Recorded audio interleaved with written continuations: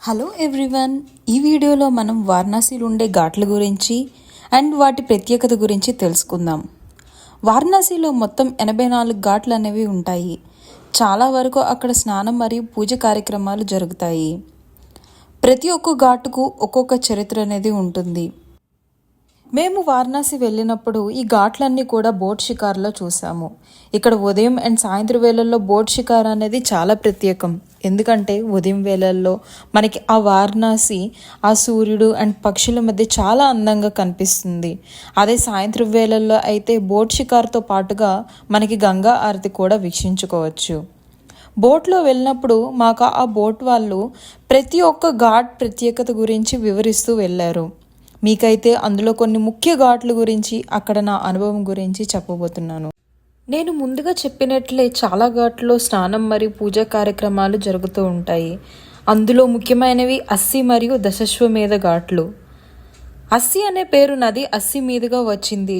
దుర్గామాత శుంభ మరియు నిశుంభ అనే అసురులు వధించారని, ఇదే స్థలంలో తులసీదాసు రామచరిత్రమానస్ను పూర్తి చేశారు అని చెప్తారు. దశాశ్వమేధ ఘాట్ మనకి విశ్వనాథుని మందిరానికి చేరువలో ఉంటుంది. ఇక్కడే బ్రహ్మ 10 అశ్వమేధ త్యాగాలు చేశారని, అందుకే దీనికి ఆ పేరు వచ్చిందని చెప్తారు. ప్రతిరోజు సాయంత్రం ఇక్కడ గంగా హారతి జరుగుతుంది. శివునికి, గంగకు, సూర్యునికి, అగ్నికి అండ్ మొత్తం విశ్వానికి ఈ హారతి అనేది నిర్వహిస్తారు. ఇలా చాలా ఘాట్లో మనకి పూజ మరియు పిండ ప్రదానాలు జరుగుతూ ఉంటాయి. ఇలా కాకుండా ఒక 2 ఘాట్లలో మణికర్ణిక మరియు హరిశ్చంద్ర ఘాట్లో దహన కార్యక్రమాలు మనం చూస్తాము. రాజా హరిశ్చంద్రుడు తన నిజాయితీని ఇక్కడే నిరూపించుకున్నారని, అందుకే దీనికి హరిశ్చంద్ర ఘాట్ అని పేరు వచ్చిందని చెప్తారు. ఇక్కడికి రాగానే నిజంగా మనకి మన జీవితం అనేది ఎంత చిన్నదో, ప్రతి క్షణం ఎంత విలువైనదో అని తెలిసి వస్తుంది. ఇక్కడ దేశ నలుమూలల నుంచి శవాల్ని తెచ్చి కాల్చివేస్తారు. మన హిందూ నమ్మకాల ప్రకారం ఎవరి అంతిమ కర్మలు ఇక్కడ జరుగుతాయో వాళ్ళకి మోక్షం కలుగుతుంది అని నమ్ముతారు. మణికర్ణిక ఘాట్ ఒక దహన కార్యక్రమాలకే కాకుండా తర్వాత జన్మలకు ద్వారంగా కూడా ఉంటుంది అని నమ్ముతారు. పూర్వం రాజుల కాలం నుండి ఇక్కడ కర్మకాండలు అనేవి జరుగుతూ వస్తున్నాయి.